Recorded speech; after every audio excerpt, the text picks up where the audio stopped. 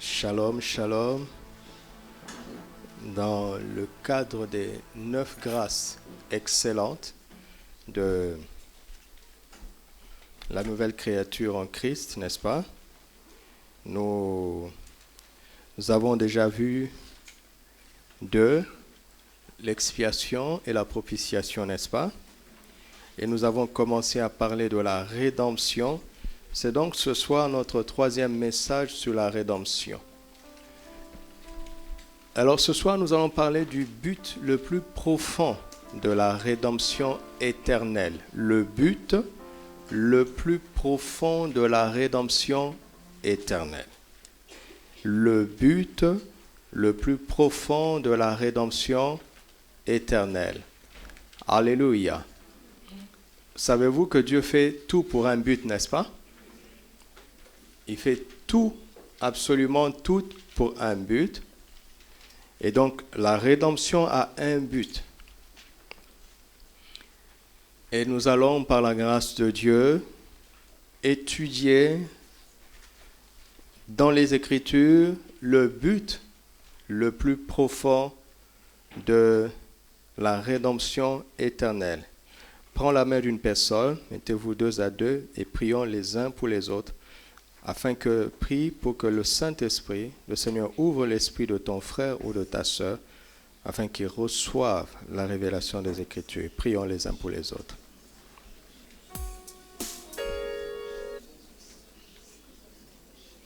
Prions les uns pour les autres.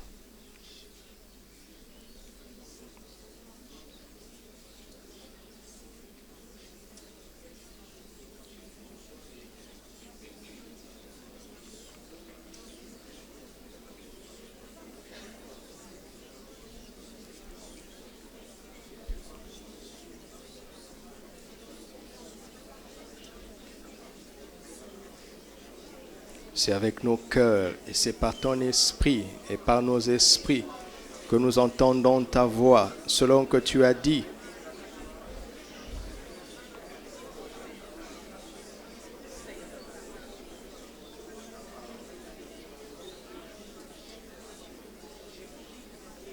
Que celui qui a des oreilles entende ce que l'Esprit dit aux églises. Que celui qui a des oreilles entende ce que l'Esprit dit à l'église ce soir. Nous avons des oreilles pour entendre ce que l'Esprit dit. Ouvre notre entendement. Ouvre notre esprit.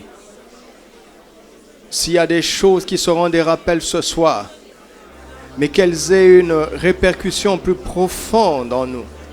Donne-nous une compréhension plus profonde des choses que nous savons déjà. Donne-nous une révélation de celles que nous ne savons pas. Nous voulons recevoir abondamment. Nous voulons recevoir tout pleinement.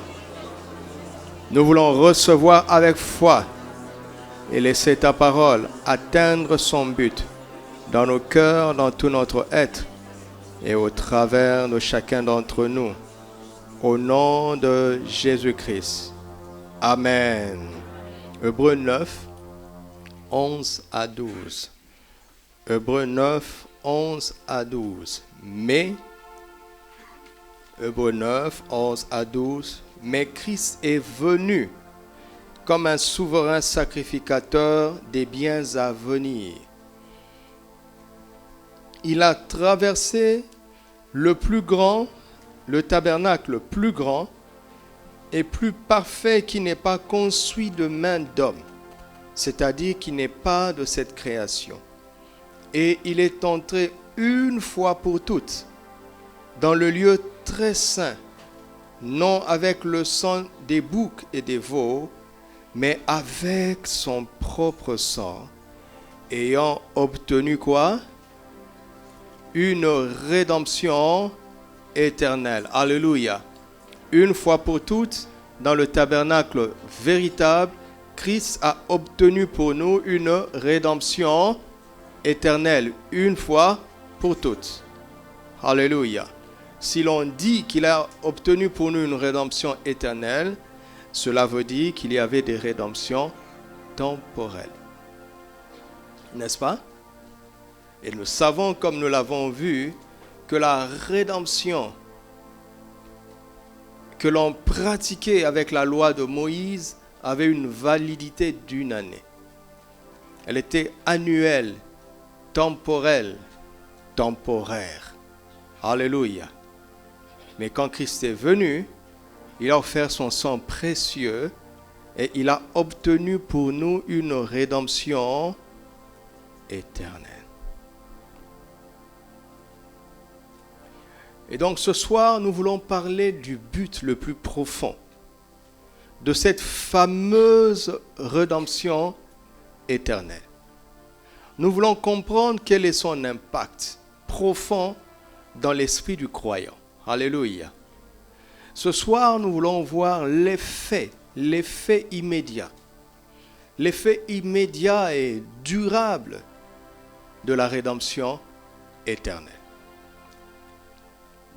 Il y a un effet dans notre esprit et que nous manifestons dans notre vécu quand nous passons par le sang de l'agneau. Alléluia. Vous savez, l'œuvre de la croix symbolise aussi la rédemption. Nous permet d'obtenir le pardon, n'est-ce pas? Le pardon de nos péchés. La paix étant donc justifiés avec Christ, nous avons la paix avec Christ. La paix avec Dieu par Jésus-Christ. Romains 5, 1. Ça produit aussi la joie du salut, n'est-ce pas? La rédemption produit la joie du salut. La rédemption produit la guérison, la santé, la délivrance, la bénédiction, la provision. Alléluia. Donc il y a beaucoup de bénéfices de la rédemption. Mais il y a des bénéfices qui ne sont que terrestres, n'est-ce pas? Qui sont temporels, temporaires, qui sont passagers. Nous n'irons pas avec certains bénéfices de la rédemption que nous allons vivre sur terre. Nous n'irons pas avec, nous n'emporterons pas ces choses dans l'éternité, n'est-ce pas? Donc, nous devons comprendre le but le plus profond.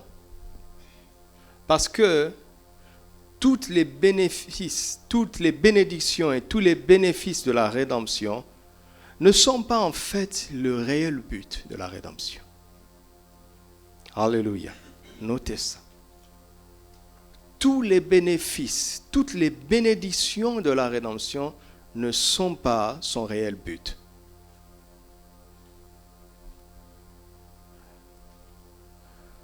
Ce sont des choses importantes, mais qui ne sont que des chemins pour atteindre le but. Alléluia. Et c'est ce but que nous voulons voir ce soir. Le but le plus profond de la rédemption. Amen. Le deuxième passage de ce soir, c'est dans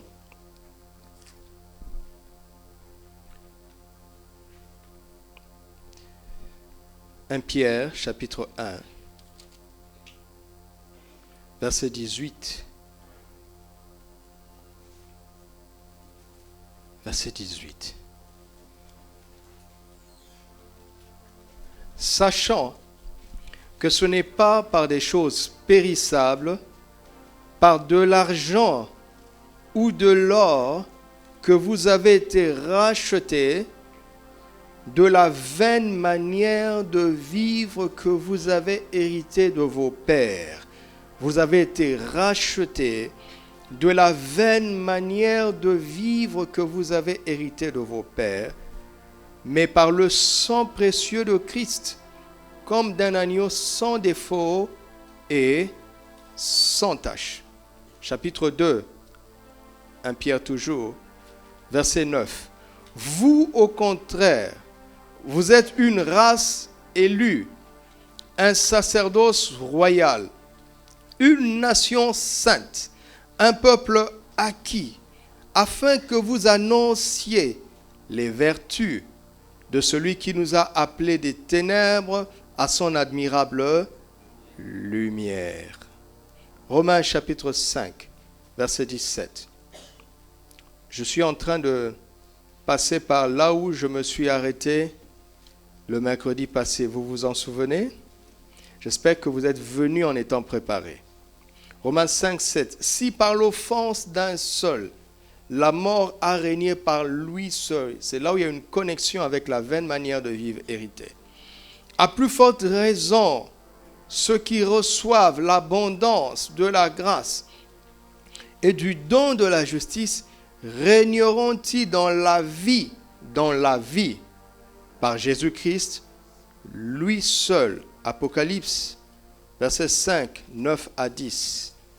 Apocalypse 5, 9 à 10. Et il chantait un cantique nouveau en disant, tu es digne de prendre le livre et d'en ouvrir les sceaux, car tu as été immolé et tu as racheté pour Dieu par ton sang des hommes de toute tribu, de toute langue, de tout peuple et de toute création. Tu as fait d'eux un royaume et des sacrificateurs pour notre Dieu, et ils régneront où? Sur la terre. Romains 17 dit, 5, 17 dit, ils régneront dans la vie, sur la terre. Éphésiens 6,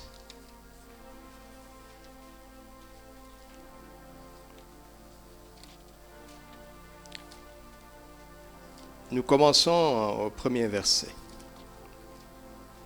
Enfants, ça concerne tout le monde ici. Parce que si tu n'as pas de parents, tu ne peux pas exister. N'est-ce pas? Voilà, tout le monde se retrouve. Même ceux qui ont des enfants sont des enfants d'abord. Obéissez à vos parents selon le Seigneur, car cela est juste. Honore ton père et ta mère. C'est le premier commandement avec une promesse. Afin que tu sois comment? Heureux et que tu vives sur la terre. Hein? Et vous, pères, n'irritez pas vos enfants, mais élevez-le en les corrigeant et en les instruisant selon le Seigneur. Serviteurs, obéissez à vos maîtres selon la chair. Merci. Avec crainte et tremblement, dans la simplicité de votre cœur, comme à Christ.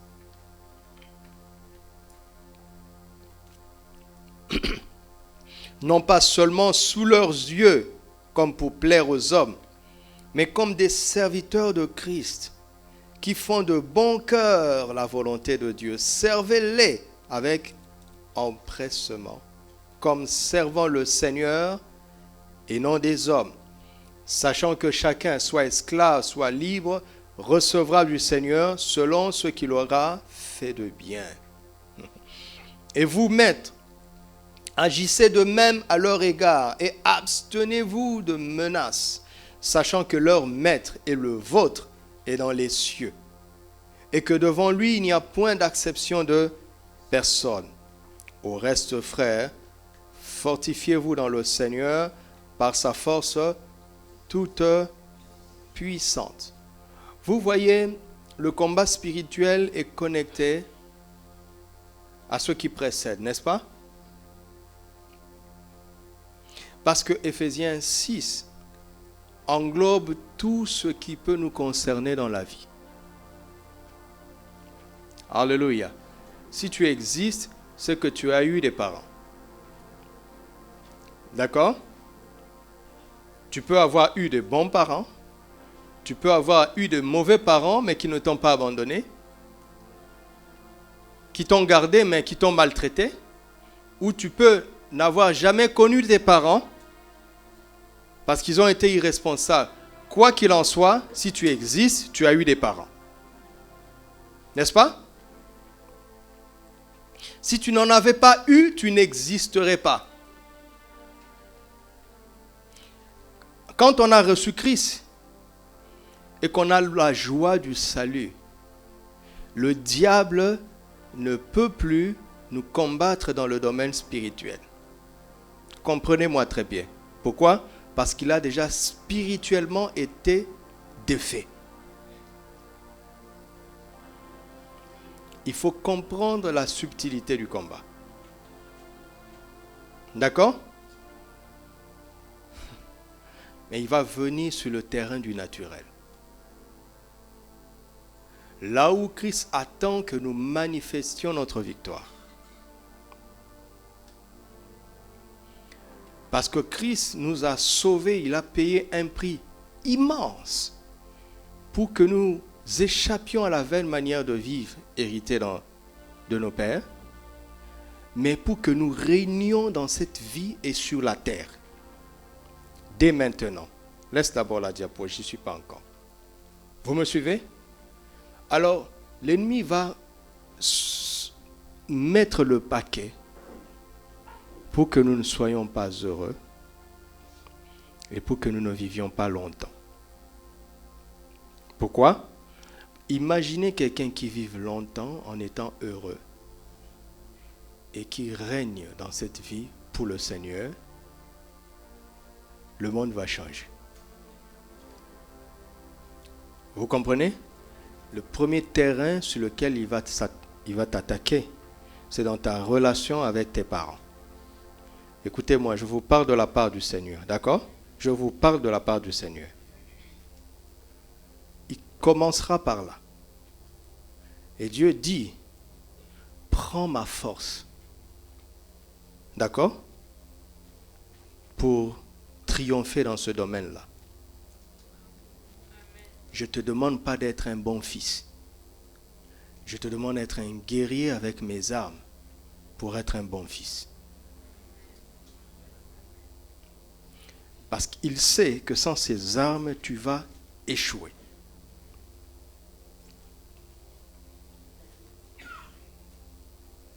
La relation, je parle comme ça parce que Dieu m'a dit de le dire, ok? La relation que chacun d'entre nous a avec les personnes grâce auxquelles nous sommes venus sur la terre est cruciale. C'est crucial. C'est le premier champ de bataille. Il y a des parents qui aiment tellement leurs enfants qu'ils font des enfants gâtés.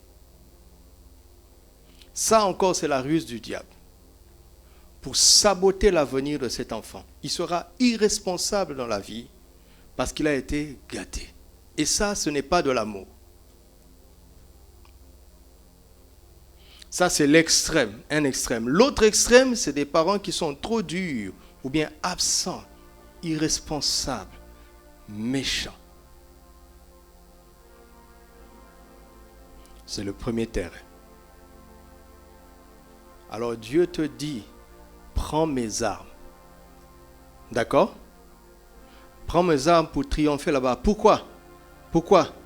Parce que, quelle que soit leur faille, Dieu a fait en sorte, il a prévu, écoutez ce qui est important, dans l'œuvre de la croix, dans le sang de l'agneau, Christ a fait en sorte que les failles des pères ne continuent plus dans la vie de celui qui est né de nouveau. Par le filtre de son sang. Sinon, tu continueras à vivre vainement comme eux.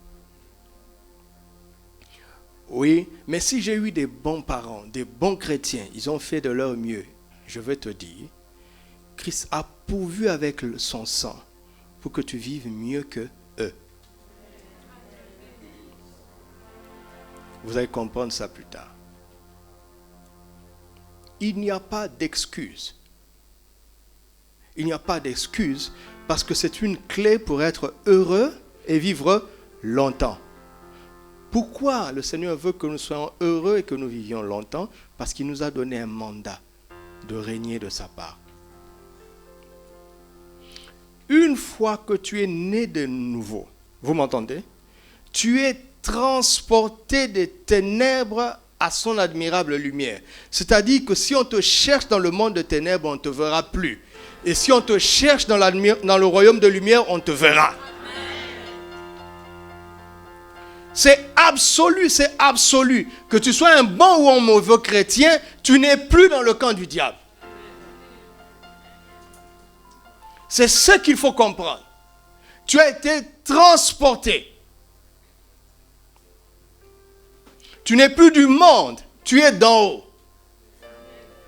Le diable n'y peut plus rien. Il avait le pouvoir tant que tu n'avais pas ouvert ton cœur à l'évangile. Dès l'instant, la seconde précise où tu as ouvert ton cœur à l'évangile, tu as disparu de son contrôle. Tu as échappé à tous ses radars et tu n'es plus dans son camp. C'est absolu et c'est fait à l'instant. Et donc tu as reçu la vie. La vie de Dieu est en toi. Mais Dieu veut que tu règnes dans la vie, sur la terre, pas au ciel.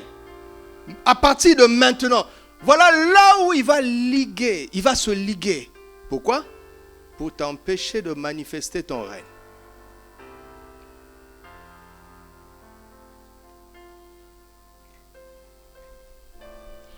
Peu importe le problème que tu as dans la vie, les difficultés, les souffrances, les luttes, mais une relation entre le règne que le Seigneur attend de toi de manifester et ce problème.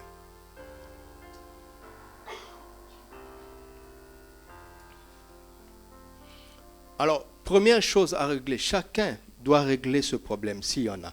Chacun doit régler le problème. Si tu as un problème avec tes parents, tu dois régler ça. Parce que si tu n'as pas réglé ça, tu ne réussiras pas. Vous m'entendez? Est-ce que vous m'entendez? Tu as déjà échoué et tu ne vivras pas longtemps et tu ne seras pas heureux. Tu vas accuser les gens à cause des problèmes que tu auras. Tu vas accuser les gens, mais la source du problème n'est pas chez les gens. Ce sont chez les personnes par où Dieu est passé pour te donner un corps. Vous m'entendez? Un mauvais parent n'a pas le pouvoir de rendre un enfant de Dieu malheureux. Impossible. Le pire parent du monde ne peut pas rendre le moindre d'entre nous malheureux.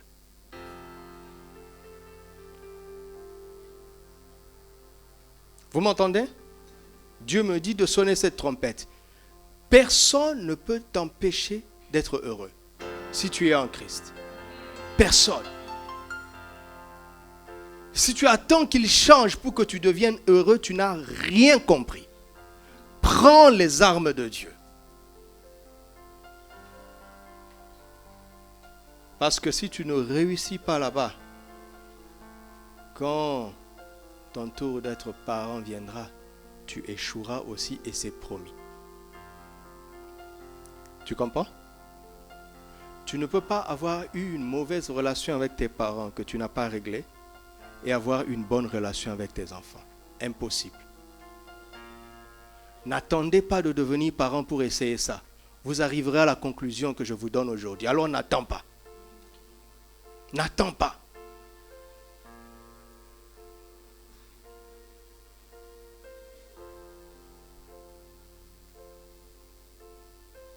Donc, si un parent ici sent qu'il est en train d'échouer quelque part avec ses enfants, il doit faire deux choses. Revoir sa relation avec ses parents. Si ses parents sont en vie, il va essayer de restaurer ça. S'ils ne sont plus en vie, je ne te dis pas d'aller parler sur leur tombe. N'ose pas faire ça. Tiens-toi maintenant devant Dieu et demande-lui pardon pour la colère que tu as gardée. Parce que tu pensais que tu avais raison. Vous voyez les mots, je choisis les mots. Tu pensais que tu avais raison. Ce n'est pas sûr que tu aies raison. S'ils sont en vie, appelle-les dès ce soir, dès que tu rentres ici. Appelle. Ou bien écris. D'accord? S'ils ne sont plus en vie, quand tu vas rentrer ce soir, ne te disperse pas. Cherche un endroit calme. Parle avec Dieu. Libère ton cœur. Demande pardon à Dieu. tu n'as plus besoin de leur parler s'ils ne sont plus sur la terre.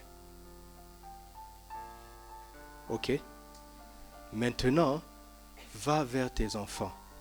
Demande-leur aussi pardon. Parce qu'il dit n'irritez pas vos enfants.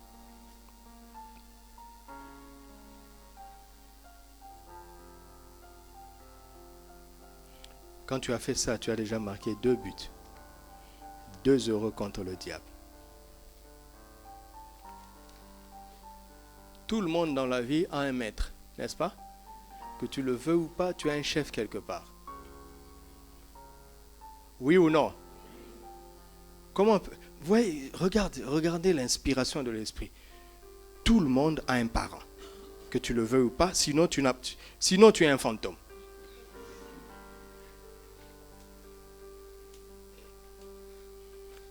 Qui n'a pas de maître ici qui lève la main? Impossible. Impossible. Alors qu'est-ce que tu dois faire? Tu dois servir tes maîtres comme tu le ferais au Seigneur. Retenez ça. Il y a des mauvais maîtres, n'est-ce pas? Il y a des mauvais maîtres. Mais sers ton maître comme tu le ferais au Seigneur. Quand je conseille ceux qui ont des difficultés dans le domaine professionnel, je leur dis, faites en sorte que le débat redevienne professionnel. Parlez des principes du travail. Regarde, si tu as un patron qui ne te dit pas bonjour, c'est pas grave, il n'est pas obligé. Vous entendez? Il n'est pas obligé. Il n'est pas obligé de te dire bonjour. Ce serait bien s'il te dit bonjour. Mais s'il ne te dit pas bonjour, tu dois faire ce que tu as à faire. Vous m'entendez? Tu dois faire. Ce n'est pas l'amitié, c'est le travail. Parce qu'on va te payer à la fin. Maintenant, si tu n'as pas fait le travail que tu aurais dû faire, peu importe la manière dont il te parle, si tu ne l'as pas fait, tu dois le faire. Oh non, mais il m'a réprimandé devant les gens. On s'en fout de ça. Est-ce que tu as fait ce que tu aurais dû faire? Il devrait mieux te parler, c'est l'idéal. Mais s'il a mal parlé, on n'est pas là-bas. Le travail, c'est comme ça. Vous m'entendez? Hey, vous m'entendez? Parce que c'est là où le diable va t'attendre. Il envoie une malédiction, impossible. Ça ne peut pas te toucher. Tu comprends? Il envoie les sorciers, impossible. Ils ne peuvent pas t'avoir. Vous devez croire ça. Il envoie des flèches, 0. Tu es en Christ. Tu comprends? Tu es en Christ. Il va aller au travail ou à l'école.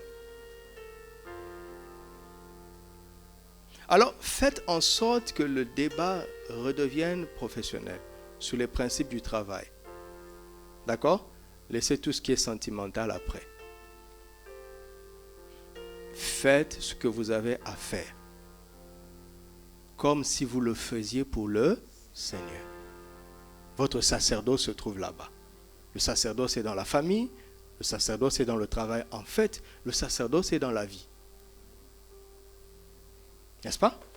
Le sacerdoce est dans la vie. Maintenant, quand tu deviens chef, ne sois pas un mauvais chef.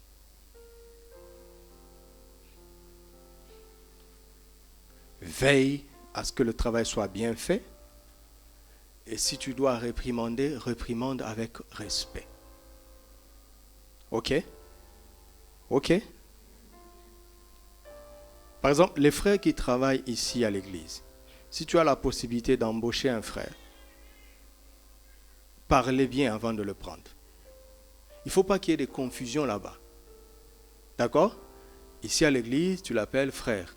Au boulot, tu l'appelles chef. Il n'y a pas d'alléluia là-bas.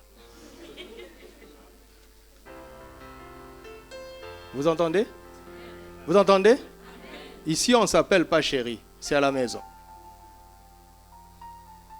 Il n'y a pas de chéri ici. Si vous n'avez pas mis en place ces petites choses, le diable va se faufiler. Et il va toujours mélanger les choses.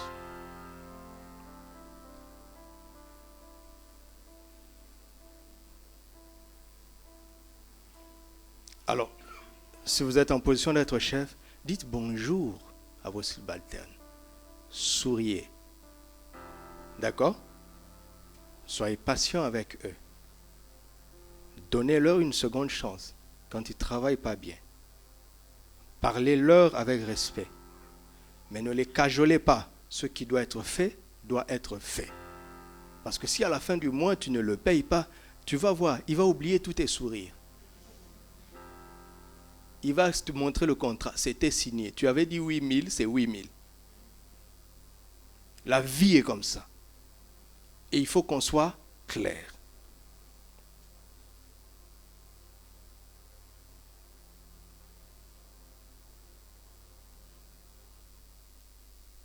Je ne vois pas qu'est-ce qui manque dans Ephésiens 6. Rien ne manque. Quand vous lisez de 1 jusqu'au chapitre 5, vous voyez que Paul est en train de montrer que le diable n'a aucun pouvoir. On est même assis en Christ au-dessus de lui, dans les lieux célestes. Mais il a glissé quelque chose. C'est que les dominations, les esprits méchants, s'attendent à voir par l'Église la sagesse infiniment variée. Et la sagesse, on le montre comment? Dans la manière dont nous exerçons notre sacerdoce. Vous avez compris ce que le sacerdoce, n'est-ce pas? Ce n'est pas une soutane à l'église avec un ascensoir. Ici, on s'entraîne. D'accord? Le sacerdoce commence à l'église. Mais vous ne verrez jamais une équipe remporter une coupe ou un athlète remporter une médaille à l'entraînement. Vous avez déjà vu ça? Jamais. Jamais.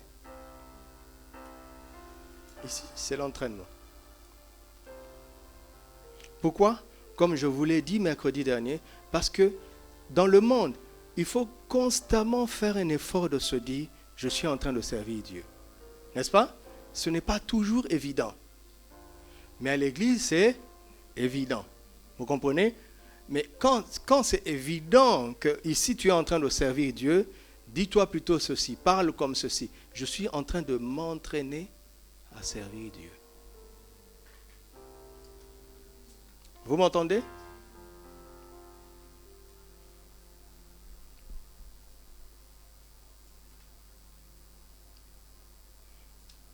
Ici, avec une bonne intercession, si le diable voulait passer par l'un d'entre nous pour t'embrouiller, l'intercession va casser ça.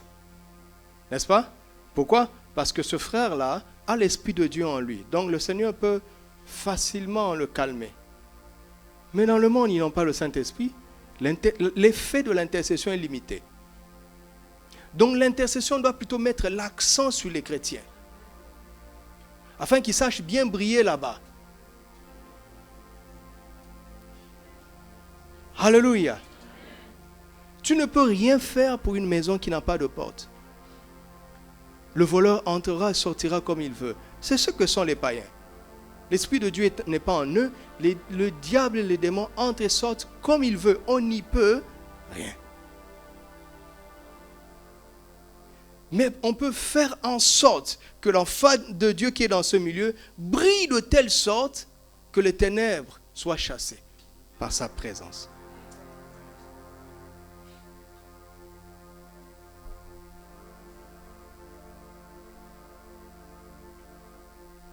Vous savez, le diable arrive à obtenir certains résultats jusqu'aujourd'hui à cause de notre ignorance.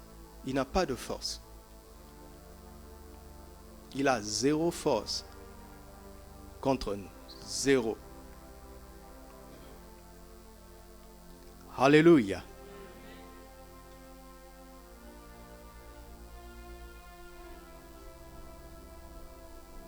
Voici ce que nous apprenons ce soir sur le but le plus profond et vous allez comprendre pourquoi. Vas-y avec la diapo.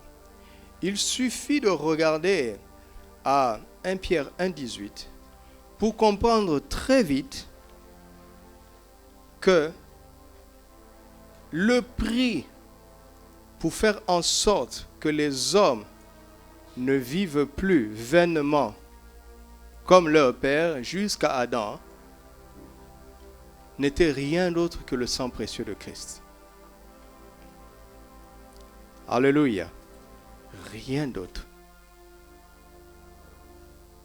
Donc, au-delà du pardon du péché, de la guérison, de la délivrance et de tous ces bénéfices, Dieu le Père visait quoi?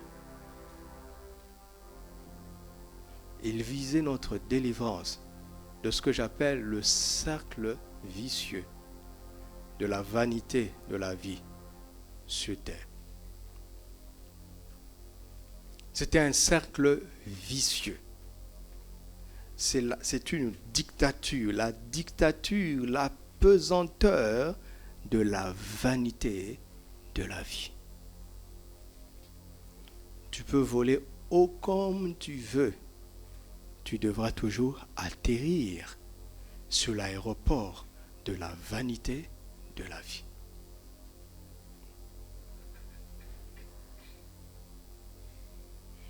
Et il faut qu'il y ait une différence entre les rachetés et le monde. Alléluia. Il faut qu'il y ait une différence. Il faut qu'il y ait une différence. Vous connaissez l'Ecclésiaste, non? Vous connaissez l'Ecclésiaste? C'est qui l'Ecclésiaste? C'est Salomon, le sage Salomon, fils de David, roi d'Israël, qui a volé très haut par le don de la sagesse de Dieu. Il a fini par atterrir sur la piste de l'aéroport de la vanité de la vie.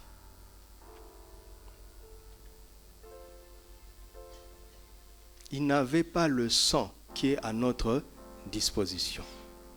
Il avait l'or et l'argent comme jamais homme n'en a eu sur terre.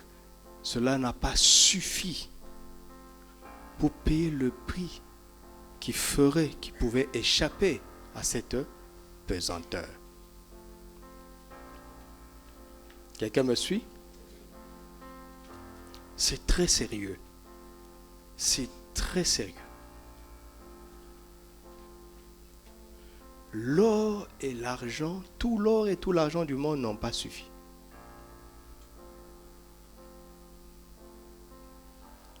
Il y avait un prix. Il y avait un prix.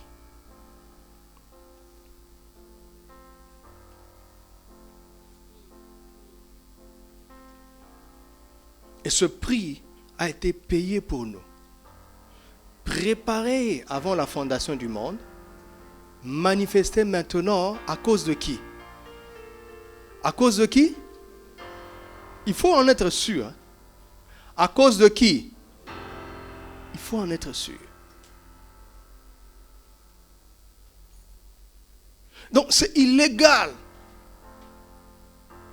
que les pressions de la vanité de la vie l'emportent sur toi et moi. C'est illégal. C'est illégal. Si tu ne comprends pas ça, si tu ne comprends pas ça. J'ai passé toute la journée à méditer aujourd'hui et à cause des choses que j'ai comprises, ça a augmenté un petit peu ma foi. Et quand j'ai fini, j'étais à la maison, le temps de tout boucler, de tout préparer, de m'apprêter. Il faut quitter la maison et venir ici. Je savais que naturellement, je n'avais plus assez de temps. Alors, avant d'aller prendre ma douche, je me suis levé. Quand j'ai tout bouclé, j'ai tout préparé, j'ai envoyé ce que je devais envoyer pour l'affichage. Avant d'aller à la douche, de me lever, je n'avais plus assez de temps. Je me suis levé, j'ai dit, l'Éternel est mon berger. Je ne manquerai de quoi? Donc je ne manquerai pas de temps. S'il y a eu peu d'embouteillages sur le tronçon que j'ai pris aujourd'hui, sache que c'est grâce à ma prière.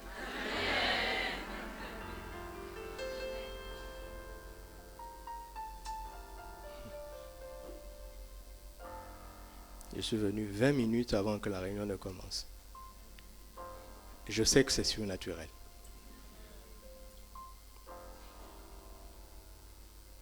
Dis à ton frère, fais fonctionner ta foi. Fais valoir le sang qui parle en ta faveur.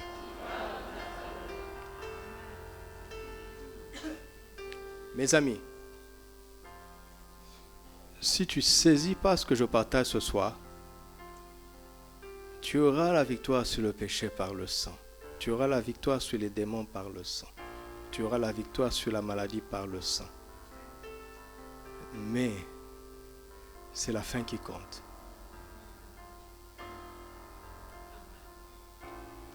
Je ne veux pas que tu atterrisses sur l'aéroport de la vanité de la vie. Tu vois, si tu n'avais pas envisagé ça, tu ne ferais pas valoir le sang dans ce domaine. Pas vrai? Quelqu'un saisit ce que je partage? C'est le but le plus profond. Vous savez, le but le plus profond de Christ, c'est qu'avant de quitter la terre, qu'il y ait une mention, bon et fidèle serviteur, entre dans la joie de ton maître. Ça, c'est avant de quitter la terre. Et quand tu montes là-bas, ce n'est pas un ange qui viendra t'accueillir. Ce n'est pas l'ange Gabriel. Regardez Étienne, avant de mourir, il dit, je vois Jésus comment? Debout. Celui qui a écrit Hébreu, il dit, mais si l'Église pouvait comprendre, moi, Hébreu, je vous ai dit que quand Christ est monté au ciel, son œuvre était tellement parfaite qu'il s'est assis. Il n'a plus rien à faire. Mais quand un vainqueur quitte la terre, il se lève pour l'accueillir. Il dit, Gabriel reste là-bas, Michael reste là-bas, aucun séraphin. Moi-même, je vais aller l'accueillir à l'aéroport. Pas l'aéroport de la vanité.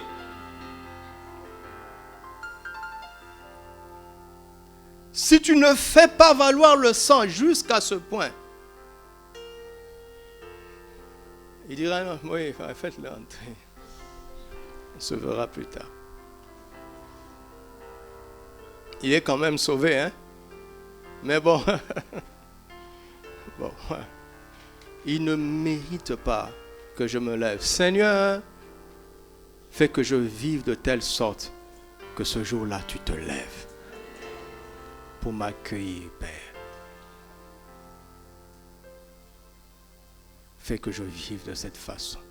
Fais que je fasse valoir ton sang jusqu'à ce point que toute pesanteur contre ma vie soit brisée maintenant. Au nom de Jésus, que toute pesanteur contre chaque vie représentée ici ce soir soit brisée maintenant. Au nom de Jésus, nous avons le prix. Nous avons le prix pour revendiquer que nous avons échappé à ces pièges. Que nous prenons de l'envol comme des aigles. Le vent de l'Esprit souffle toujours en notre faveur et nous fait prendre les lieux élevés. Toujours. Grâce au prix qui a été payé.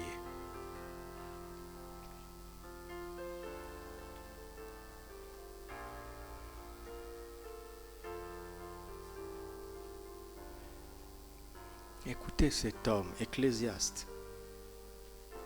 Verset 1.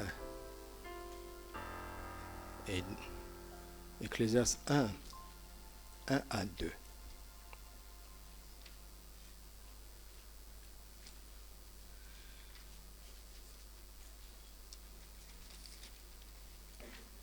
Parole de l'Ecclésiaste, fils de David, roi de Jérusalem. Vanité des vanités, dit l'Ecclésiaste.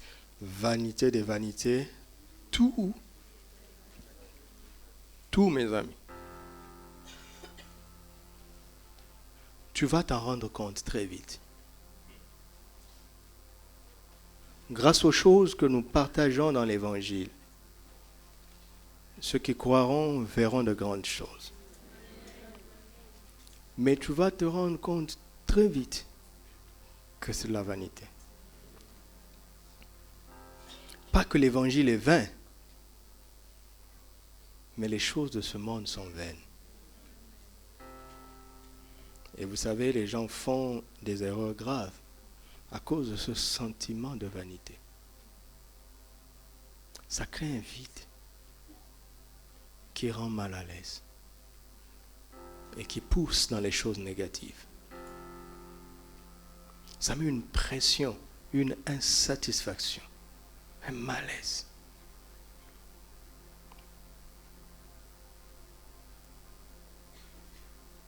Un malaise. Verset 12. Moi, l'Ecclésiaste, j'ai été roi d'Israël à Jérusalem. J'ai appliqué mon cœur à rechercher et à sonder par la sagesse. Qui lui avait donné cette sagesse? Dieu. Par la sagesse que Dieu lui a donnée, il sondait quoi? Tout ce qui se fait sous les cieux. C'est là une occupation pénible à laquelle Dieu soumet les fils de l'homme. J'ai vu tout ce qui se fait sous le soleil, et voici, tout est vanité et poursuite du vent. Ce qui est courbé ne peut se redresser, et ce qui manque ne peut être compté. C'est-à-dire, quand tu accumules, tu te rendras toujours compte que ce qui te reste à avoir est plus important que ce que tu arrives à avoir. Ce qui te reste à savoir est plus important que ce que tu arrives à savoir. Ce qui te reste à résoudre est plus important que ce que tu arrives à résoudre. C'est étrange. Parce que la création tout entière a été soumise à la vanité. Verset 14. J'ai vu tout ce qui se fait sous le soleil, et voici, tout est vanité et poursuite du vent. Verset 16. J'ai dit à mon cœur, voici, j'ai grandi et surpassé en sagesse tous ceux qui ont dominé avant moi sur Jérusalem, et mon cœur a vu beaucoup de sagesse et de science.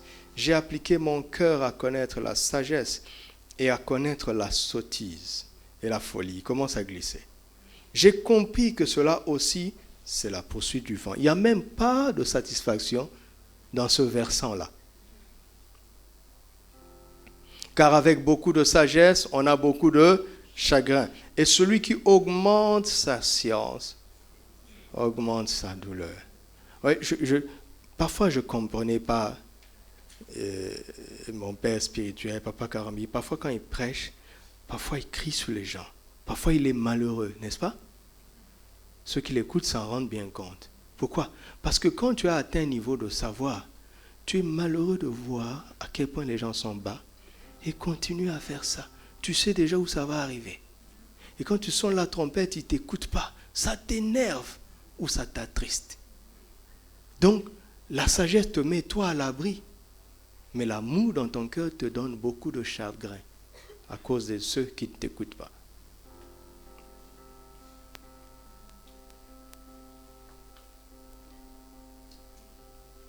Chapitre 2. J'ai dit à mon cœur, allons, je t'éprouverai par la joie, et tu goûteras le bonheur. Et voici, c'est encore là une vanité. Le chemin qui aboutit au bonheur n'est pas obligé de passer par la joie. La joie et le bonheur sont deux notions différentes. Le plaisir, la joie et le bonheur sont trois notions différentes.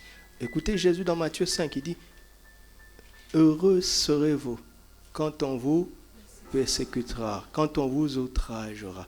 Réjouissez-vous, soyez dans l'allégresse. » Jésus dit « Vous pourrez vous réjouir et être dans l'allégresse à condition d'être d'abord heureux. »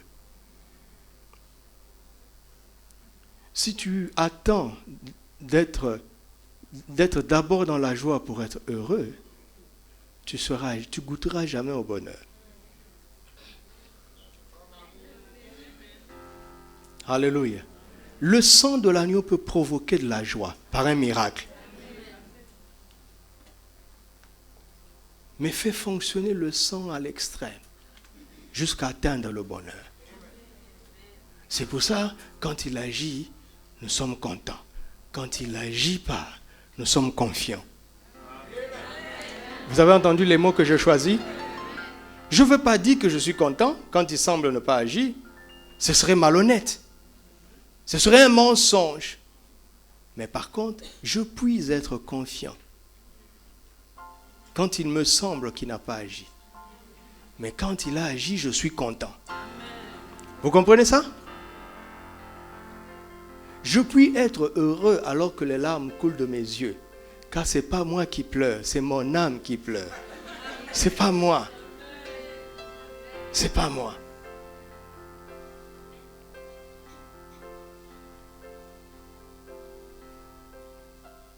J'ai dit du rire insensé et de la joie, à quoi sert-elle? Je résolus en mon cœur de livrer ma chair au vin. Ne critiquez pas les gens rapidement. Je ne cesse de vous dire ça. Arrêtez de critiquer les gens. Tu ne sais pas ce qui le pousse à se comporter comme ça. Dieu ne t'a pas envoyé pour commenter les fautes des gens. Dieu t'a envoyé pour leur présenter l'évangile. Dieu ne t'a pas envoyé pour accuser. Il t'a envoyé pour les réconcilier. Il se peut que si on t'avait donné le même problème, la même pression que cette personne, il se peut que tu aies fait pire. Alors ne juge pas. Ne juge pas. Les gens s'adonnent au vin, à l'alcool et à des perversions sans nom. Il y a une raison à cela. Ils sont malheureux, misérables au fond d'eux. Ils ne savent pas comment s'en sortir. Au début, ils ont essayé d'être bien. Et ils n'ont pas pu. Alors, comme ils sont dans la défaite, ils se livrent à la drogue. Donc, le diable les assaille déjà. Les gens méchants de ce monde les assaillent déjà. Ce n'est pas notre rôle d'ajouter. D'accord? Ce n'est pas notre rôle. Tu es un ambassadeur de Christ. Ne descends pas si bas. Nous avons un message d'espoir. Alléluia. Nous avons un message d'espoir à donner aux gens.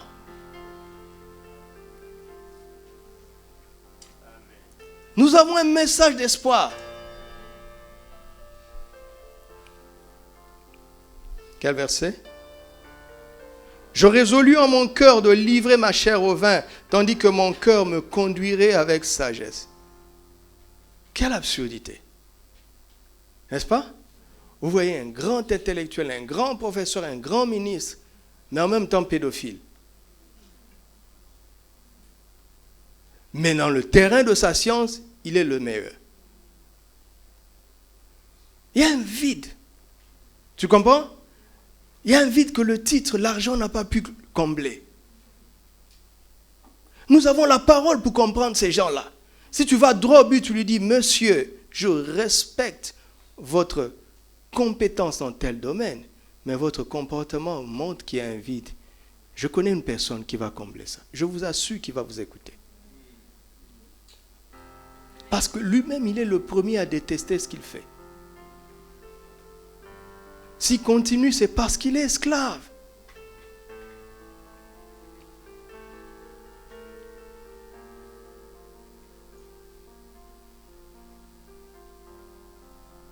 Et de m'attacher à la folie jusqu'à ce que je visse ce qu'il est bon pour les fils de l'homme de faire sous les cieux pendant le nombre des jours de leur vie. J'exécutais des grands ouvrages. Vous voyez?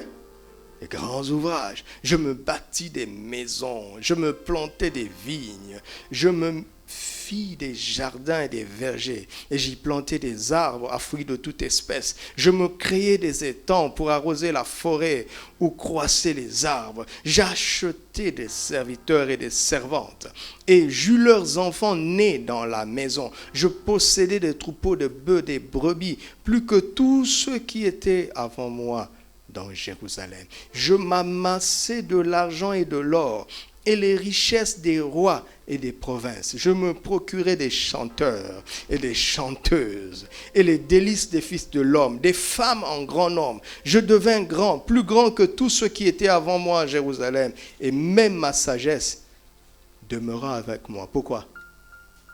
Dieu donne, il ne répond pas. Il ne répond pas. tout ce que mes yeux avaient désiré, je ne les en ai point privés. Il avait atteint un niveau de richesse et de sagesse tel que quand il convoitait, ça arrivait. Il ne demandait plus. Il avait tellement de pouvoir. Je n'ai refusé à mon cœur aucune joie, car mon cœur prenait plaisir à tout mon travail. Il a bossé dur aussi. Et c'est la part qui m'est revenue. Puis, j'ai considéré tous les ouvrages que mes mains avaient faits et la peine que j'avais prise à les exécuter. Et voici quoi? Et il n'y a à tirer combien d'avantages? 0. Il n'a pas dit qu'il y a très peu d'avantages. Hein? Il a dit qu'il y a combien? Hein? 0. Pourquoi je parle comme ça? Pourquoi je parle comme ça? Parce que maintenant sur la terre, il n'y a pas quelqu'un de plus important, de plus béni, de plus riche que toi et moi. Maintenant sur la terre. Certains ont l'argent, d'autres ont l'or, nous avons le sang. Et tu vas comprendre pourquoi le but de Dieu, ce n'est pas que tu deviennes milliardaire ou millionnaire. Dieu a promis de pouvoir à tous nos besoins, certes. Le but de Dieu, c'est que tu ne vives pas vainement.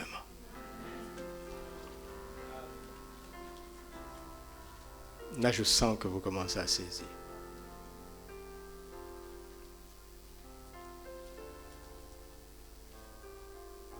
Arrêtez de penser au manque. En fait, ce que vous avez vaut mieux que tous les besoins. D'accord? Mais Dieu a un but. Ce que vous n'avez pas, c'est ce dont vous n'avez pas besoin. Est-ce que quelqu'un saisit ça? Vous devez écrire cette phrase. Vous devez l'écrire. Et le souligner en rouge. Tout ce que tu n'as pas, c'est ce dont tu n'as pas besoin. Lui connaît nos besoins, n'est-ce pas?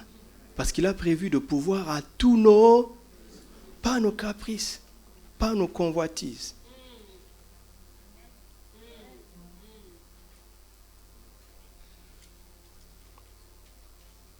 L'Éternel est mon berger, je ne manquerai de rien. Je ne manque de rien tel que je suis là. Je ne manque de rien. Ce que je n'ai pas, c'est ce dont je n'ai pas besoin. Comment quelqu'un qui a 1 milliard peut manquer de ce qui coûte 1000? Réfléchissez un peu. Le sang est en train de nous parler. Pas vrai? Le sang est en train de nous parler.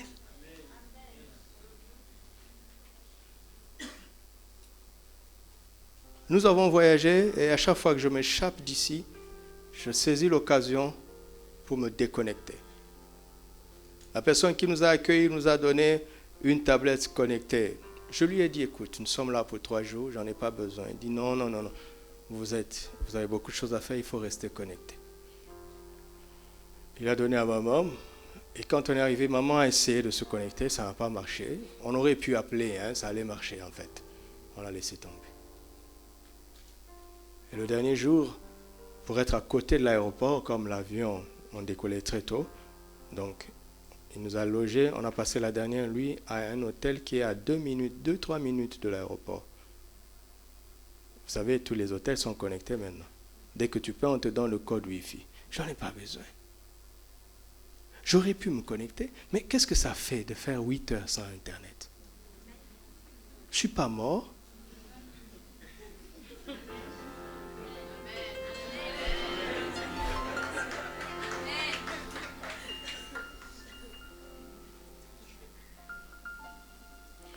Tu n'as pas besoin de connecter ton téléphone 24 heures sur 24. Choisis un créneau. Ces mails-là ne partiront pas.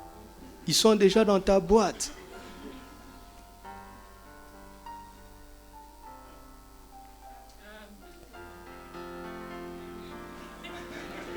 Mais je vois dans vos yeux, vous n'êtes pas d'accord. D'ailleurs, tu ne reçois même pas de mails importants. Mais c'est vrai, tu ne prends aucune décision qui change quoi que ce soit. C'est des futilités. Il y a des gens qui doivent se connecter, d'accord? Ce n'est pas de ça que je parle. J'en ai pas besoin. Pourquoi je prie cet exemple? Parce que j'aurais pu, n'est-ce pas? La provision était là. Pas vrai? J'aurais pu, mais je n'en ai pas besoin.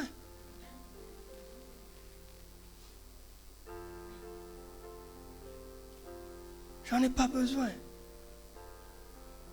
Vous savez, on dit, les hommes disent ceci, vous savez, à chaque fois que tu... D'accord, j'ai vu quelque chose, c'est pas... D'accord. À chaque fois que tu entends une phrase, surtout si la phrase est... Peu importe la phrase, surtout les bonnes pensées, pose-toi toujours la question, qui l'a dit? Ok? Parce que celui qui parle est plus important que ce qu'il dit. Toujours. Parce que l'émetteur, celui qui parle, a une intention. Et les mots portent en fait son intention.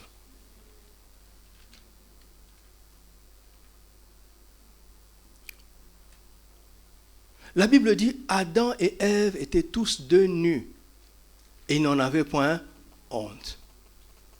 Après avoir péché, Dieu vient, Adam se cache, il dit, nous avons entendu ta voix et nous avons eu peur parce que nous sommes nus. Comment? Vous n'êtes pas devenus.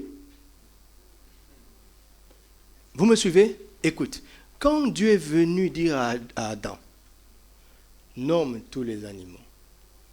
D'accord? Tu peux manger de tous les arbres. N'est-ce pas que Dieu lui a parlé? Adam était habillé?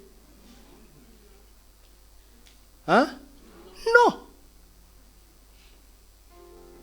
Donc vous voyez, Dieu ne s'intéresse pas à ce que Adam a dit. Il s'intéresse à ce qu'il lui a dit, ce qu'il est en train de dire. À ce qu'il a appris derrière ce qu'il dit. Il dit, qui t'a appris que tu es nu? Qui t'a appris ça? Comme je vous l'ai dit mercredi dernier, on peut, quoi? L'argent peut acheter un lit, mais pas le sommeil. L'argent peut acheter un médicament, mais pas la santé. Réfléchissez un peu. Pourquoi l'espérance de vie de riches est plus élevée que celui des pauvres? Avec un bon lit, tu dormiras mieux. Vous comprenez? Celui qui a dit cette phrase, soi-disant belle, est dangereux. Il a accepté un mensonge du diable. Dieu ne veut pas que tu sois pauvre, que tu manques. Dieu ne veut pas ça.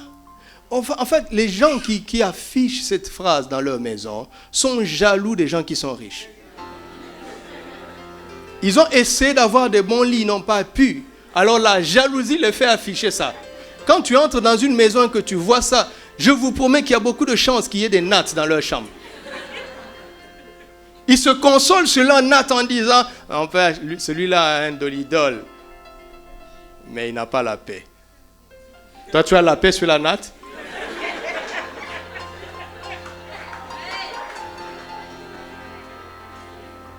C'est pas vrai. Oh, écoute-moi. Si tu deviens milliardaire, tu mettras ton enfant sur une natte? Non. Ou bien tu es mauvais. Tu ne mérites pas d'être un père. Par contre, Dieu nous a fait dormir sur une natte. Alors qu'il est bon.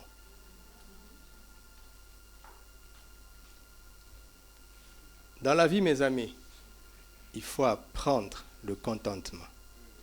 Être bien dans tous les cas. Il Il faut être un commando.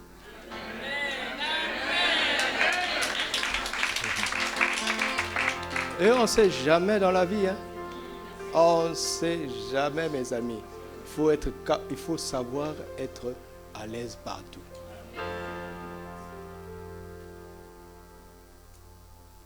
Alors Dieu qui voit loin, c'est pour ça qu'il te laisse sur une natte.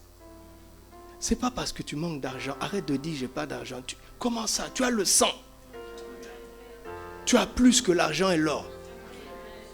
Ouais, j'arrive pas à passer parce que il faut que l'église saisisse ça.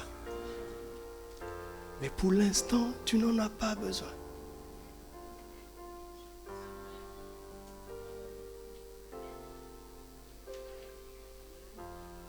Il fut un temps où pouvoir prendre l'avion était waouh. Maintenant, je déteste la deuxième classe. Mais je voyage toujours en deuxième classe, jusque-là. Vous savez que je ne finirai pas comme ça.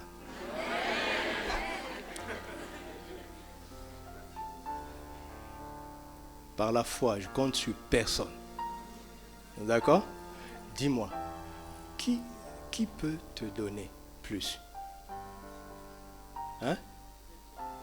Qui peut te donner plus? Qui peut te donner quoi?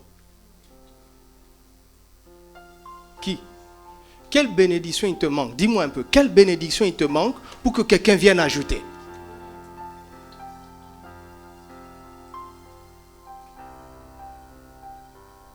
C'est pour ça qu'il nous a donné l'évangile. C'est pour ça qu'il nous a donné les promesses. Pour renouveler notre intelligence. Afin que nous devenions adéquats par rapport à ce que nous sommes déjà spirituellement.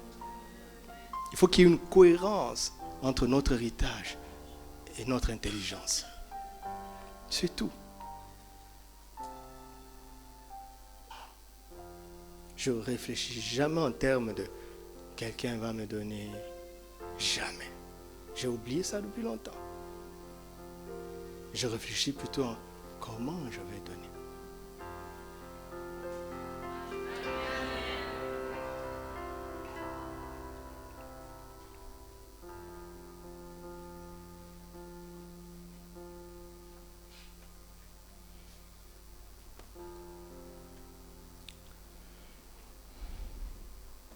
Vous voyez cet homme,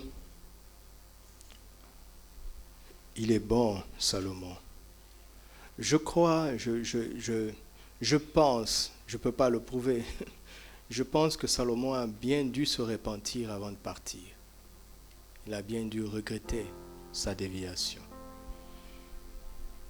Il nous a laissé l'héritage de l'Ecclésiaste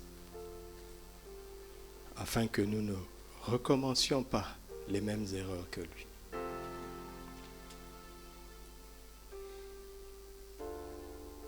Tu vois, si tu as échoué, la dernière seconde de ta vie peut devenir une richesse pour les autres. Par les bons conseils que tu leur donnes, en leur disant honnêtement, ne faites pas comme moi.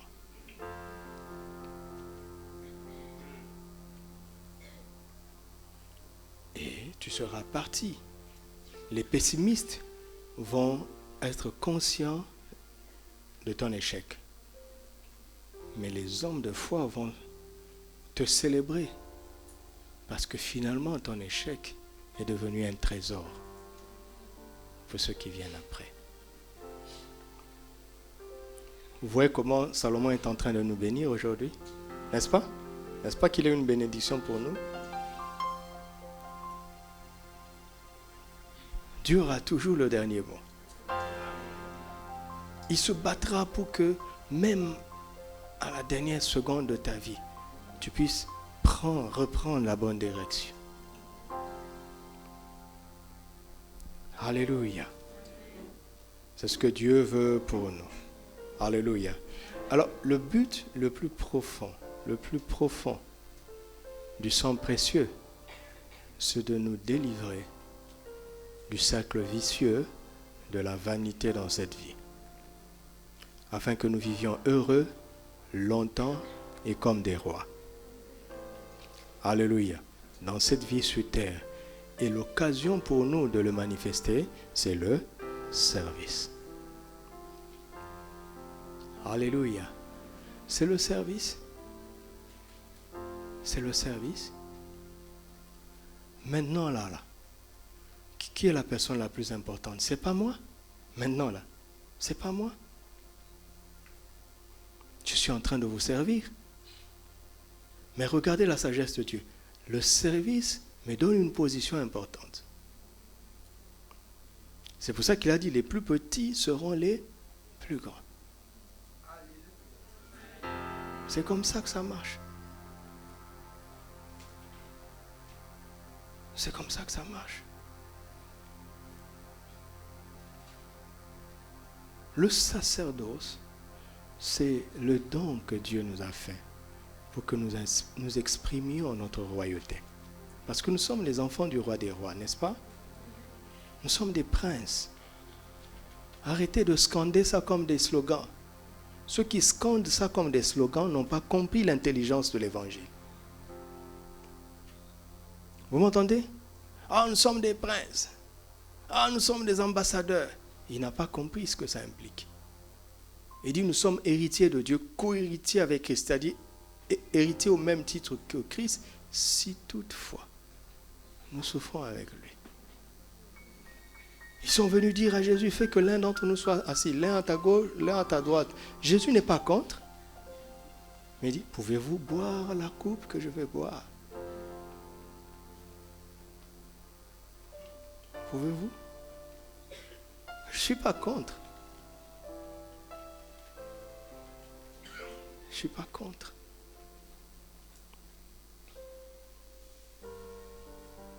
C'est la qualité de notre service qui va élever la qualité de notre royauté dans cette vie, maintenant sur la terre. Le statut que nous aurons dans l'éternité correspondra au statut avec lequel nous aurons quitté la terre.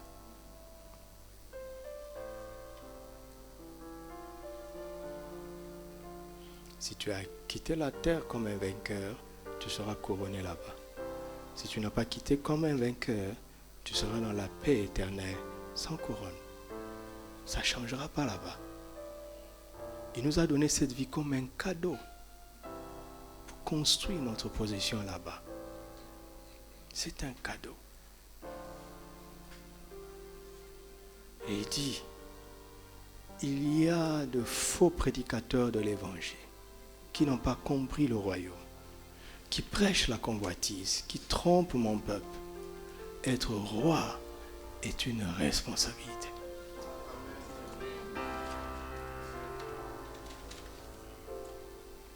Et dit, ne tremblez pas face à l'ampleur de cette responsabilité. J'ai pourvu par mon sang pour que vous n'échouiez pas. Vous avez tout ce qu'il faut pour ne pas échouer.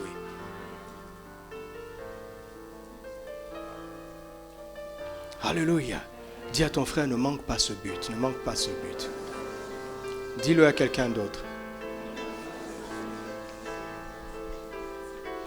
Alors, les possibilités de la rédemption éternelle sont immenses. Alléluia. Elles sont vraiment immenses, mes amis. Immenses. Et il y en a 3. Je les ai résumées en 3. Mais je sens qu'on va en parler seulement d'un. Il y a le triomphe du monde, l'intelligence des temps et la sagesse de Dieu. Le triomphe du monde, l'intelligence des temps et la sagesse de Dieu. J'ai dû balayer tout le Nouveau Testament pour résumer en ces 3 points. Et ma conclusion sera un point important. Il est tellement important que je l'ai sorti comme un autre titre. Parce que dimanche, je vais prêcher. Aujourd'hui, c'est pas. On est à l'école. C'est pour enseigner.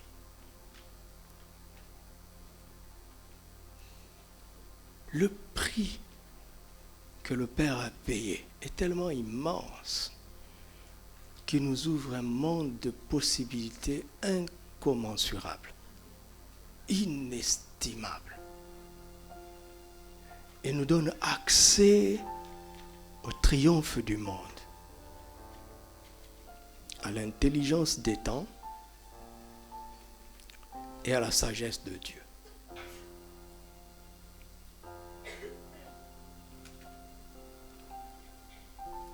Mes amis, regardez, on peut chanter comme on veut ici, n'est-ce pas? Crier, parler en langue comme on veut ici, n'est-ce pas? Dès la fin de cette réunion, chacun va prendre un transport et il doit payer. N'est-ce pas? Dieu n'enverra pas des anges pour nous porter et nous déposer à la maison.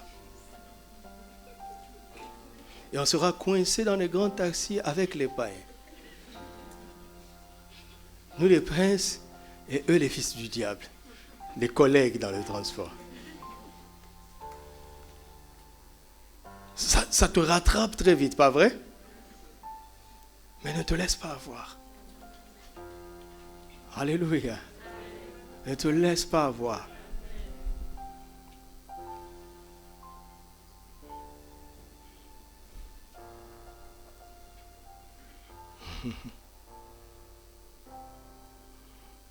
Un jour, je suis tellement tombé, je vais le dire un peu, juste un peu. Je suis tellement tombé bas dans ma vie, tellement. J'habitais une maison où les frères me logeaient, ils m'entretenaient à 100%. C'est grâce à eux que j'avais un toit, c'est grâce à eux que je mangeais. Je me sentais tellement ridicule à mon âge. Je commençais à perdre toute confiance en moi. Je me sentais sans valeur. Mais les frères qui m'aidaient, tous les jours, ils m'aidaient avec respect. Ok? Aidez les frères avec respect. Alléluia. Sarepta, accueillez bien les gens. Le jour de la distribution, accueillez les frères et les sœurs avec honneur. Emballez les paquets avec de beaux emballages. Faites-les bien asseoir. D'accord? D'accord? Parce qu'ils ne resteront pas comme ça. Ils resteront. Personne ne restera comme ça. Alors, c'était en 2003. Vous savez, au Maroc en 2003, tu ne peux rien faire. Maintenant encore, il y a des call centers. En 2003, tu ne peux même mendier. Si tu sors pour mendier, fourgonnette, on t'expulse. Les mendiants d'aujourd'hui, ils ont la grâce. Et je dis à Dieu, mais tu m'as jeté ici pourquoi? Tu es venu ici me ridiculiser, me cribler. Pourquoi? Je ne cherchais pas à tout prix à quitter mon pays. Non, je n'étais pas comme ça moi. J'ai jamais rêvé de l'Europe.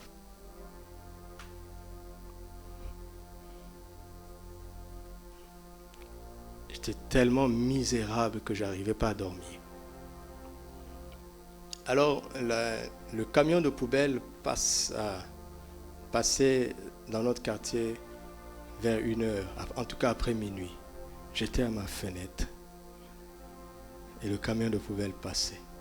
Et j'ai pensé, j'ai dit, si on pouvait au moins m'embaucher comme un éboueur. Et Dieu a parlé à mon cœur. Tu es mon enfant. Tu ne ramasseras pas les poubelles.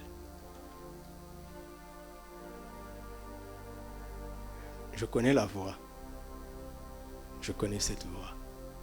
Donc même au fond, au comble de ma misère, j'ai reconnu la voix. Donc j'ai fermé la fenêtre. J'ai commencé à réunir mes efforts pour le louer. Je préfère être sincère. Parce que si je vous dis que je l'ai loué, vous allez dire, ah, il a la foi. Non, non, non. Il fallait d'abord une gymnastique pour avoir le courage de le louer. Dieu merci, le Saint-Esprit m'a aidé. Et j'ai commencé à le louer. Et il a commencé à me parler des choses. Je te donnerai ceci. Je te donnerai ceci. je te donnerai ceci. J'ai commencé à rire. Ça m'a au moins rendu un peu heureux.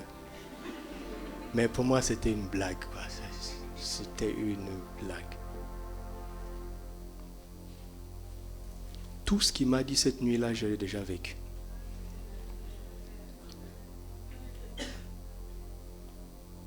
Là, nous sommes entrés dans la 3e phase des choses qu'il m'avait dites. On a commencé. J'ai dit, mais Dieu, tu es vraiment réel. Ne vous en faites pas, je ne vous dirai pas les détails. Waouh! Au comble de ma misère, c'est là où il a amené de grandes promesses. Pourquoi? Pourquoi Dieu fait ça? Pour que ça ne soit pas logique. Tellement pas logique que tu n'aies besoin que de foi. Et je vous promets, nous irons très loin. Je vous promets ça, je vous en fais le serment. Je vous en fais le serment parce qu'il ne m'a pas menti. Donc il ne nous mentira pas en tant qu'assemblée. Pourquoi? Parce que tout ce qu'il a déjà dit, les plus grandes et les plus précieuses promesses, il a déjà payé. Vous comprenez? Il a déjà payé. Mais l'accès à ces choses exige d'abord que tu valides le premier point. Parce que ce que nous avons reçu est en esprit, en Christ dans les lieux célestes. Mais nous sommes dans le monde. Mais écoutez le maître. Il dit, vous n'êtes pas de ce monde. Alors, il faut croire en lui pour échapper à la dictature du monde. Quand tu échappes à ça, tu commences à entrer dans l'intelligence des temps. Pourquoi? Parce qu'il a tout payé. D'accord? Mais il a décidé, il a marqué un temps pour que tu aies accès. Il y a des choses que tu auras en 2017, il y a des choses que tu auras en 2018, 2020. C'est organisé. C'est organisé. C'est organisé. Maintenant, quand nous sommes en 2017 et que tu prends possession de ce qu'il avait déjà marqué depuis l'éternité, une fois que tu as pris possession, mon ami, ne pense pas que le diable, qui n'a pas, ferme la diapo, on ne parlera plus, qui n'a pas pu te bloquer par le système du monde et qui n'a pas pu t'empêcher à voir l'intelligence de temps, ne pense pas qu'on lui a marqué 2 buts. Il va arrêter. Tant que l'arbitre n'a pas sifflé la fin du match, il va faire quelque chose. Il va faire quelque chose. Et quand le temps arrive et que tu entres en possession de ce dont tu as besoin, mon ami, si tu manques de la sagesse de Dieu, la même chose que le sang t'a octroyé va servir au diable à te détruire. Allez demander à Salomon. Comment? Vous avez déjà vu un pauvre avoir 5000 femmes? Vous avez déjà vu ça? Il fallait avoir de l'argent pour en avoir 5000. Donc, la bénédiction de la richesse de Dieu était devenue une opportunité pour le diable de tromper cet homme à cause d'un problème qu'il n'avait pas résolu dans son âme. Et il a volé très haut, mais l'aéroport de la vanité de la vie l'a rattrapé.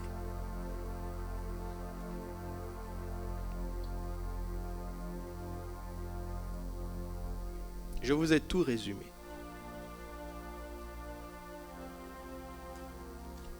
Et on va aller point par point. Écoutez-moi, notre Dieu n'est pas un homme pour mentir. Hein? Tu m'entends? S'il dit que tu es totalement béni, tu l'es. Si tu doutes, tu l'insultes.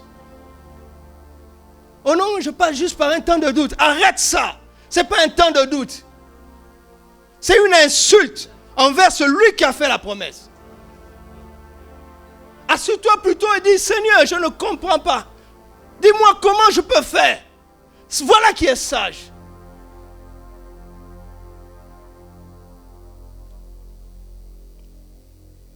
Il n'est pas un homme pour mentir. C'est sérieux ça.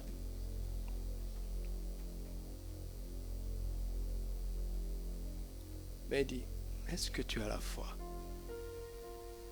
Parce que la victoire qui triomphe du monde, c'est notre foi. Je ne vois pas que tu me fais confiance. Je vois tes larmes, oui. Mais je ne vois pas la foi. Je ne peux rien faire sans la foi. Parce que si je contourne ta foi, c'est illégal. Le diable va se faire hors jeu. Ce n'est pas dans les règles du jeu, vous savez ça?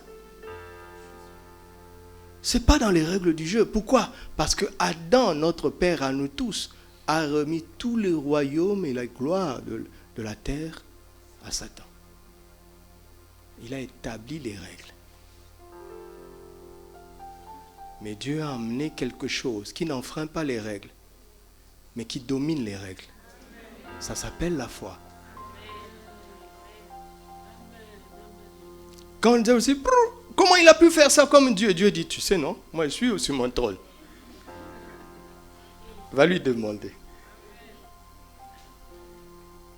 Vous ne croyez pas, hein? Est-ce que vous comprenez ce que je dis? Il y a des règles dans la vie. Il y a des règles, hein?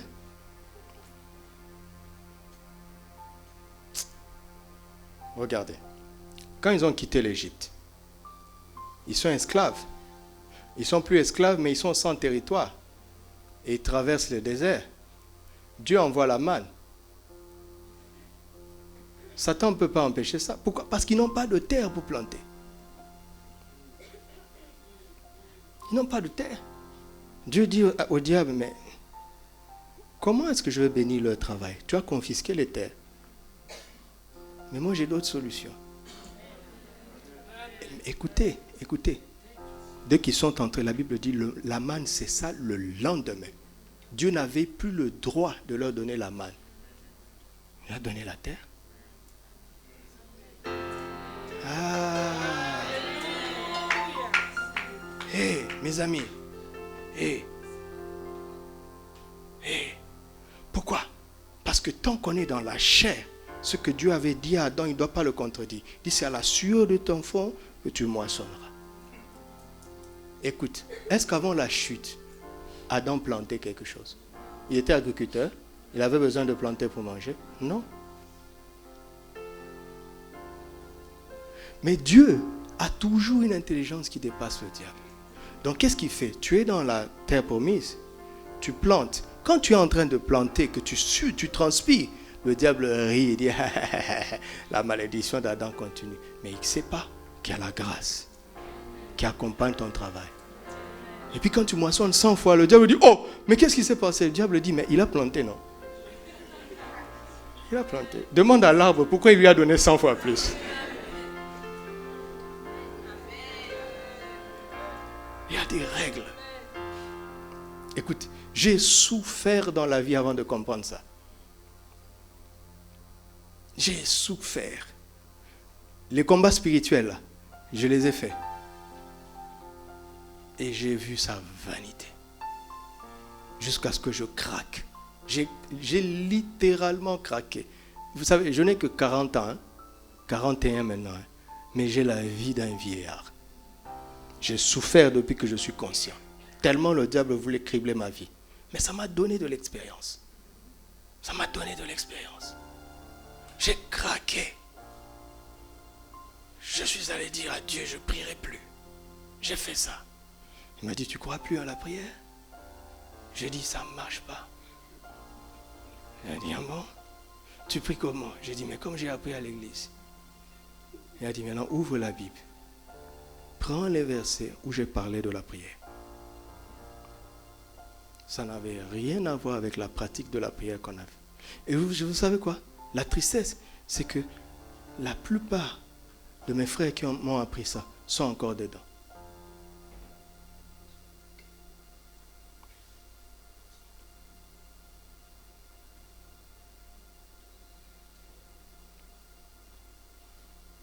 Alléluia.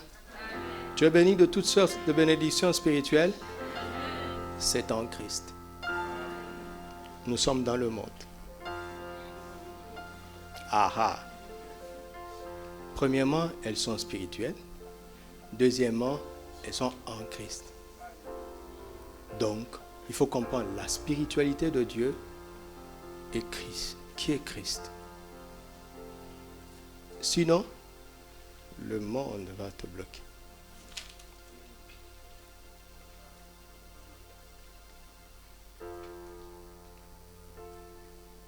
Et la victoire qui triomphe du monde, c'est la foi. C'est pour ça que nous prêchons la parole de foi. Alors quand tu as la foi, tu échappes aux éléments du monde. D'accord? Maintenant, au lieu de te préoccuper d'avoir, tu te préoccupes du quand. Le comment de Dieu. Et ça te donne la paix. D'accord?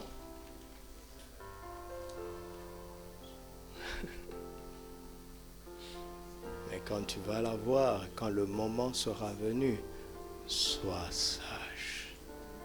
Parce que le match n'est pas encore fini.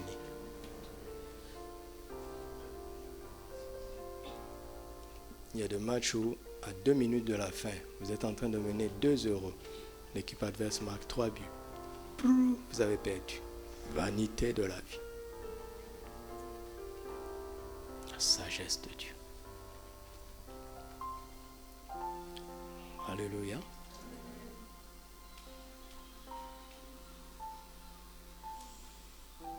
Tu ne réussiras pas à m'énerver aujourd'hui.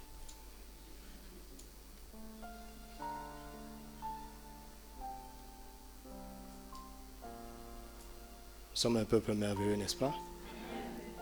Nous avons une vie glorieuse. Nous avons un avenir glorieux. Vous n'avez pas l'idée. Des choses extraordinaires nous attendent. D'accord? Dieu l'a confirmé, il l'a confirmé, il l'a confirmé. Et je vous parle avec assurance. Nous sommes un peuple merveilleux. Alléluia. Nous allons démontrer à cette génération les vertus de Dieu. Alléluia. Car il a fait de nous une race élue, une nation sainte, un sacerdoce royal, un peuple acquis, afin que nous annoncions les vertus, la beauté, les merveilles de celui qui nous a appelés des ténèbres à son admirable lumière. Célébrons notre Père. Il est le Père de lumière. Bénissons son Saint-Nom. Disons-lui combien nous sommes fiers d'être ses enfants. Alléluia. Adorons-le comme des fils de lumière. Rendons-lui grâce parce que dans les ténèbres, on ne nous voit plus. Dans le livre de la mort, on ne nous voit plus. En enfer, on ne nous voit plus. Parmi ceux que le diable contrôle, on ne nous voit plus. Maintenant, nous sommes assis en Christ, avec lui dans les lieux célestes. Alléluia. Nous sommes en Sion, en Sion. Nous sommes le peuple de Sion. Nous sommes dans ce royaume, dans son royaume de lumière. Nous ne sommes pas de ce monde, bien qu'étant dans ce monde. Notre corps est dans ce monde, mais notre esprit est en Christ. Donnons gloire à son Saint-Nom. Bénissons celui qui a payé ce prix. Bénissons Jésus pour le prix qu'il a payé. Rendons-lui grâce pour son sang précieux, plus précieux que tout l'or et tout l'argent de ce monde. Oh, alléluia. Apprécions son sacrifice à sa juste valeur. Célébrons la valeur immense de son sang. Glorifions son Saint-Nom. Bénissons-le pour sa victoire à la croix. Alléluia. Il est assis maintenant à la droite du Père. Il a tout accompli. Nous avons tout pleinement en lui. Il est le chef de toute domination. Il est notre vie, il est notre force. Il a vaincu avec les armes de Dieu. Il les a tous testés. Elles ont été infaillibles et fiables. Maintenant, il est assis. Et il dit, comme le Père m'a envoyé, moi aussi je vous envoie.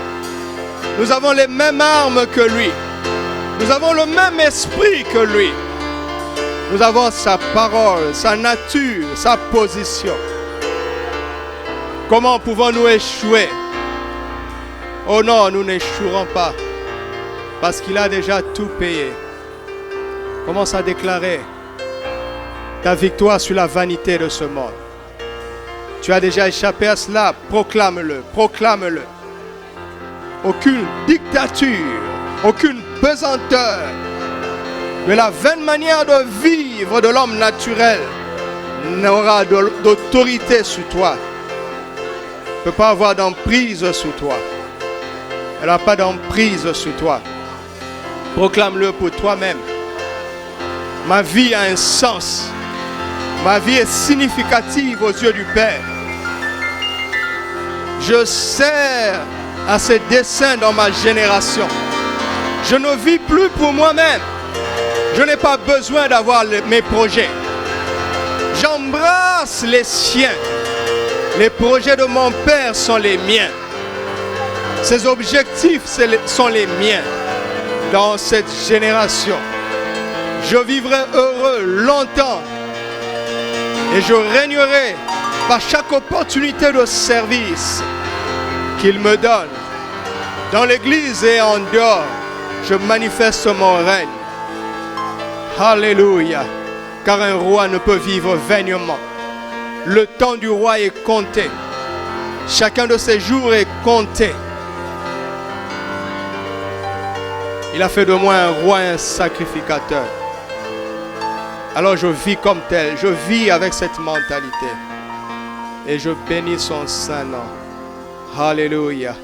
Que chacun commence à bénir ses pères s'ils sont encore en vie. Bénis Dieu pour les parents que tu as eus. Ou même que tu n'as pas eu. Bénis Dieu. Bénis Dieu. Bénis Dieu pour les parents que tu as eus ou que tu n'as pas eu. Bénis Dieu. Bénis Dieu. Bénis Dieu. Et pendant que tu bénis Dieu, si tu as quelque chose à réparer, demande la force et la sagesse de Dieu pour restaurer cela. Pour restaurer cela. Pour restaurer cela. Pour restaurer cela. Oh, Krabasante Ribayako Rabasanda Radasha. Indarabasanto Kramaikande Raboshatnaraka. Prie mon frère, c'est important ce que nous sommes en train de faire. Prie ma soeur, parle à Dieu. Rebo Sandarianta Kobranta Barache. Skanderiande Kobro Sandarabashitarakot. Bragadago Santerebakot. Kirababayas Kendere Tabrunta Barababa Shendarara. Les armes de Dieu sont à ta disposition dans ce combat-là. Les armes de Dieu sont à ta disposition dans ce combat. Sur le plan familial, les armes de Dieu sont à ta disposition. Satan n'a plus accès. Satan n'a plus accès à ton histoire familiale. Satan n'a plus accès à ton histoire familiale. Car les armes de Dieu sont à ta disposition. Commence à proclamer maintenant que à ton tour tu es un bon parent, un excellent parent. Pour les enfants que tu as ou pour les enfants que tu auras, proclame que tu es un excellent parent. Proclame que tu es un excellent parent. Tu l'es en Christ, tu l'es en Christ. Tes enfants sont heureux ou seront heureux de t'avoir pour parent. Proclame-le, proclame-le. Satan ne pourra pas les atteindre parce qu'ils seront sous ta couverture, parce que tu as toute l'armure de Dieu. Proclame. Proclame-le, proclame-le. Installe le règne de Christ dans ta famille. Installe le règne de Christ dans ta famille. C'est le premier milieu de vie et le plus important, la famille. La famille est le milieu de vie le plus important. Ici sur la terre, il veut que tu règnes là-bas. Je règne dans ma famille, je règne dans ma maison, je règne sur mon histoire familiale. Je règne comme Christ. Je règne comme Christ dans ce domaine. Je règne comme Christ. Et je ferme la porte à Satan dans tous les domaines. Je suis un père qui couvre. Je suis un mari qui couvre. Je suis un père qui couvre. Je suis un mari qui couvre. Je suis un père qui couvre. Je suis un mari qui couvre. Parce que j'ai autorité. Je suis investi de l'autorité de Christ. Alléluia. Alléluia. Alléluia. Alors, il nous a mandatés pour briller dans ce monde, pour être le sel de la terre, là où tu travailles, là où tu étudies, quel que soit le milieu où tu es. Ce qui t'arrive n'est pas plus fort que toi. Alors lève-toi et règne. Lève-toi et règne là-bas. Lève-toi et règne. Règne. Règne. Lève-toi et règne là-bas. C'est peut-être avec les voisins qui ne sont pas en Christ. Avec l'entourage. Lève-toi et règne là-bas. Brille de la lumière de Christ. Manifeste son caractère. Ne condamne pas les gens. N'accuse pas les gens. Ne les juge pas. Mais réconcilie-les avec Dieu. Montre de l'amour. Et réconcilie-les avec Dieu. Car tu as ce mandat, tu as ce pouvoir. Tu as cette autorité. Et la grâce de Dieu est sur toi. La grâce de Dieu. La grâce de Dieu est sur toi. Alléluia. Alléluia. Alléluia. Proclamez avec moi. Père, au nom de Jésus, j'ai reçu le don de la foi par le Saint-Esprit.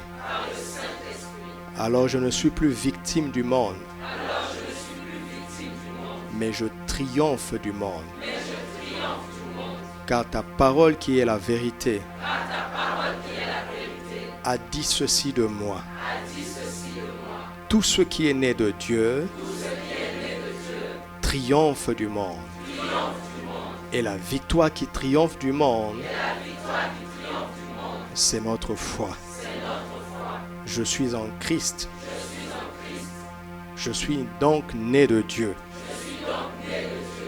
Alors je triomphe du monde. Par le don de la foi. Ta foi que le Saint-Esprit m'a donné. Je suis dans ce monde, mais je ne suis pas de ce monde. Et je ne reste pas passif, mais j'exerce mon autorité par la foi pour triompher du monde. Je ne conçois pas d'être victime du monde. Mon histoire, c'est le triomphe de ce monde. Car je suis plus que vainqueur. Par Jésus-Christ qui m'a tant aimé. Père, dans ces jours qui viennent, prépare mon esprit à recevoir ton intelligence des temps et ta sagesse. Prépare mon esprit à recevoir ton intelligence des temps et ta sagesse. Prépare mon esprit à recevoir ton intelligence des temps et ta sagesse. Satan, écoute-moi bien. J'arrive. Avec toute l'armure de Dieu. Je me lève comme un jeune lion. Je me lève comme un prince. Je me lève comme un sacrificateur. Ayant revêtu Christ et rempli de son esprit. Avec sa parole dans ma bouche. Par la foi. Je me prépare à collectionner de grandes victoires, des exploits sans nombre. Pour la gloire de Dieu, nous voici. Nous sommes là pour régner pour Christ. Alléluia. Alléluia. Alléluia.